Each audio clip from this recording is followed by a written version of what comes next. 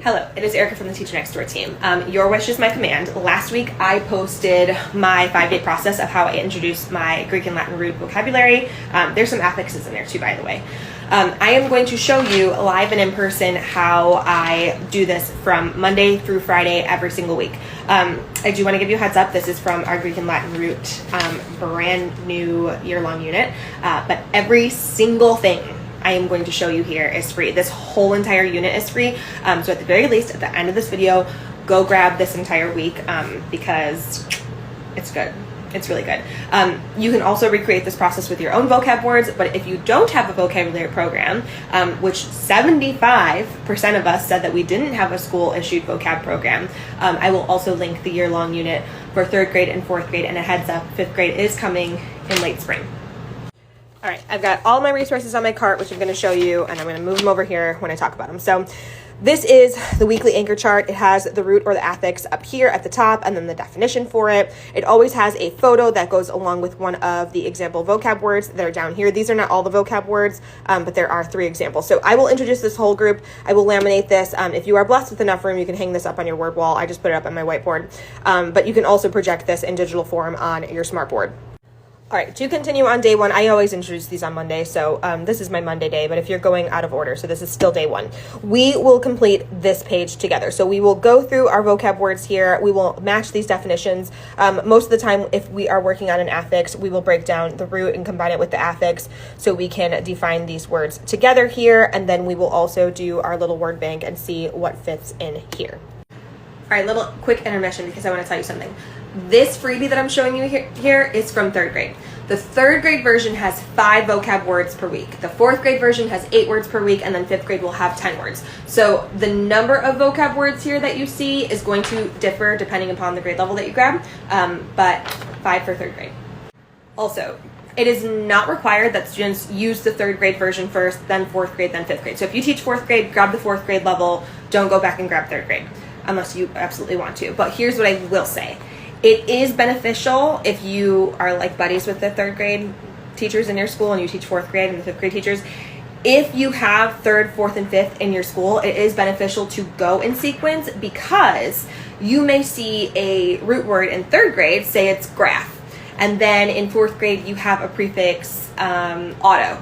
So in 4th grade, they may have a vocab word that's autograph, but they learned graph back in 3rd grade using the 3rd grade version. So it is helpful to go in sequence, to use 3rd grade, 4th grade, 5th grade in your school if possible, but it is absolutely not a requirement.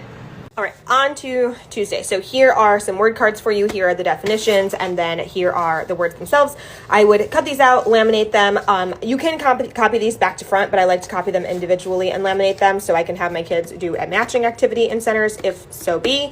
And then you obviously have these for every single unit. So if you do 3 weeks of them, you can put all 3 sets in there, and it would be 15 matching cards for them. So I would laminate these, and then I wanted to show you this too, because these would go up on our word wall eventually. And then this guy right here has the affix or the base, whatever you're working on that week, the definition, and then has them separate again as well. So what I want to share with you is if you have a science of reading initiative within your school, which hopefully you do, you can laminate these and then draw on them with my personal favorite vis-a-vis, but you can also use dry erase markers.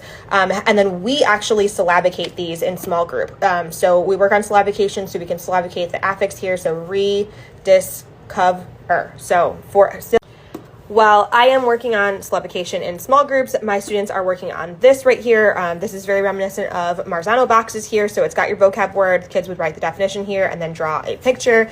And then all 5 are on here. And then at the bottom one is add your own words. So the kids need to find a word that has the prefix re in it. So this is Tuesdays.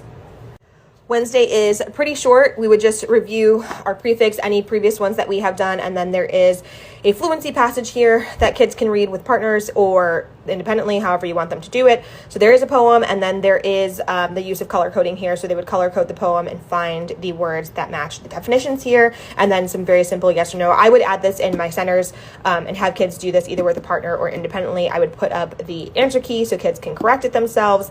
So this is Wednesday's work on our Greek and Latin root or affix that we are working on.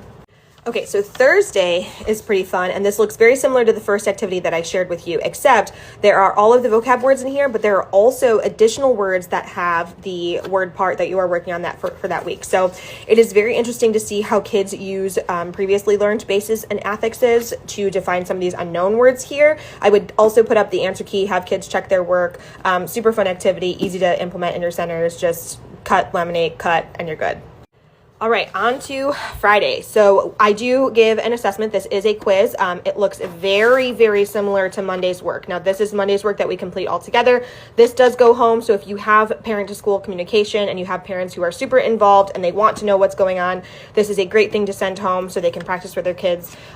Makes parents feel a little bit more comfortable when they know what's going on, and they have the definitions here for them as well. So that is important that I correct this with students and then send it home with the correct answers, because this is their assessment on Friday.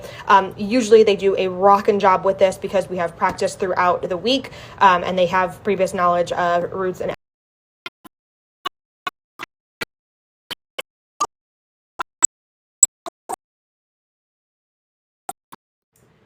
as promised. Every single thing that you saw here is totally free. It is in the 3rd grade freebie. There's also a 4th grade freebie, and then when 5th grade launches, there will be a 5th grade freebie as well.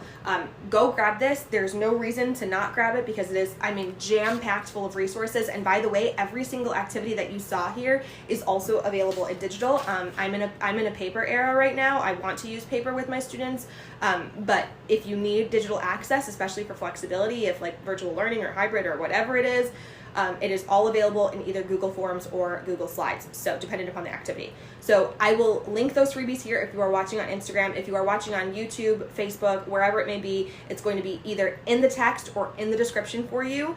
So locate those links, grab the freebie. If you have any questions for us, send us a DM on Instagram or go to our website, scroll down, there's a contact button at the bottom.